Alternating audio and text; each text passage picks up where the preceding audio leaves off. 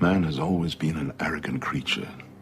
From the moment we emerged from the shadows of evolution, standing upright, we took it upon ourselves to be the masters of our destiny. It swept across the land, toppling nations, until the world was awash in a great silence. Only then could we see what we had done. Only then could we see the price of our arrogance. Even in our darkest hour, destiny always forces one person to step forward, even if he never planned to.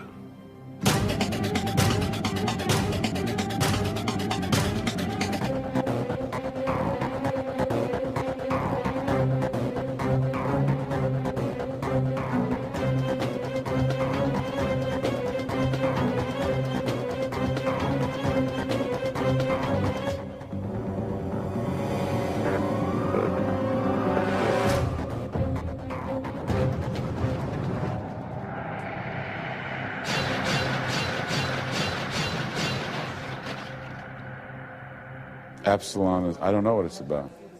I haven't read it. I hear it's pretty good. Absolon is a high-fiber drink that keeps you regular. It's a little nutty, a little fruity.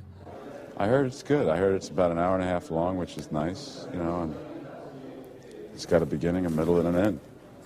It's like so complicated. It's like so not easy.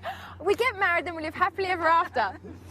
Well, Absolon is a drug that basically saved the world about 10 years ago because the world was being destroyed by disease. The problem is that the virus was so tenacious that Absolon became much more than what it was intended to be, which is simply a medication, but it became a way of life. Therefore, the pharmaceutical company that developed this is now all-powerful. We've replaced money with increments of time, and Absolon is certainly the most valuable commodity on the planet. Of course, enter into this the handsome and dashing Christopher Lambert to investigate the murder of the man who invented Absolon. And then the chase ensues because there's so much more than meets the eye going on under the surface. You saw the tape? Yeah. What do you think? I think he's dead. There's nothing funny about this. This is Agent Walters, WJD.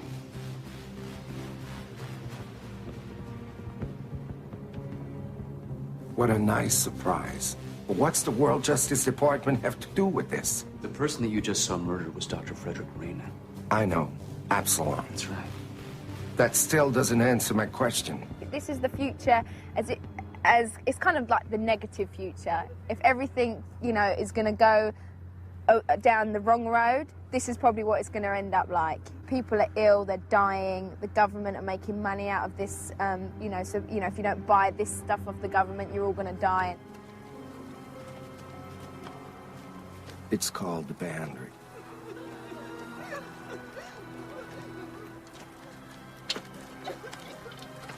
You folks are a long way from home. It's a bit more on the dark side. It's not as kind of like fun and, you know, we're not all in shiny space outfits. And It's not hard to believe that, you know, 50 years from now, there won't be certain technological advances, but that we will, you know, in essence, be the same creatures that we are. There's actually a very, I think, sage line in the script that, you know, technology has evolved, but we haven't.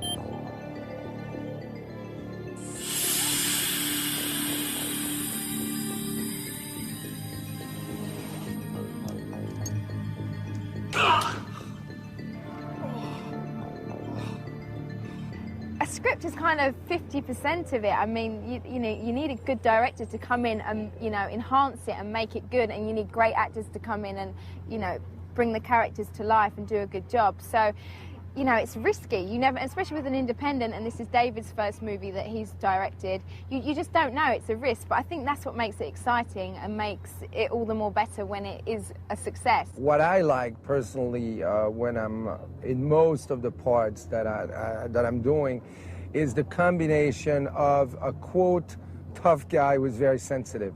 And that's what matters to me. That's exactly what's happening with Scott, who is basically a guy who lost his wife, a guy who's a loner, but he's still looking at life in a very positive way. one new message. Mr. Scott, this is Mr. Greenwich calling from the phone company again regarding your time account. Please call us back. You have one saved message. Hi, baby. It's me.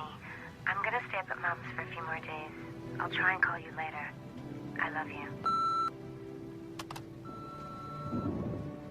I play a character named Alex Murchison, who is a very rich, very powerful man. He runs a drug company, and Absolon is the drug, and I'm the man with the key to the safe that unlocked the thing that does the thing. So I'm kind of the straw that stirs the drink.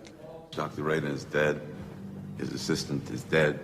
And as of this morning, there was an attempt made on the life of the officer investigating the case. I would say things look pretty suspicious already. This was supposed to be neat. Now it's a mess. Clean it up, Mr. Walters. You can't just have generic bad guys. I mean, unfortunately, I think in a lot of films, bad guys are just the bad guys, and they snarl, and they really have no other purpose than to menace the hero. And for me, it has to be more interesting than that. And I thought, well, how am I going to make this guy different? How am I going to make him different than, you know, Courage Under Fire or The Big Hit? You know, and the more I read, the more I just thought, this guy is really arrogant, really smug, and yet he's really inept. He's not very good at his job. He was lucky this morning, sir. I don't believe in luck, Mr. Walters. I believe we create our own destinies. And you, through your ineptitude, have opened the door for Norman Scott to create his. I'll find him, Mr. Murchison. Oh, I don't doubt that. The question is, when will you find him? It's a list of safe houses. Raina needed it to hide in case of a situation like this. The second part of the cure is in one of these places.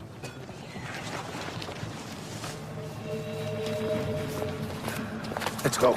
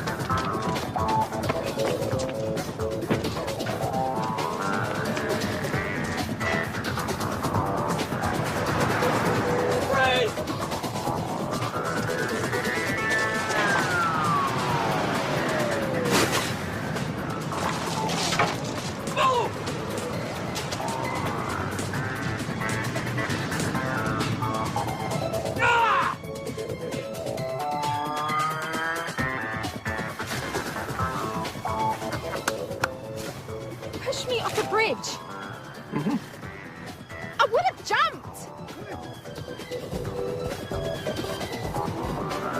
And action!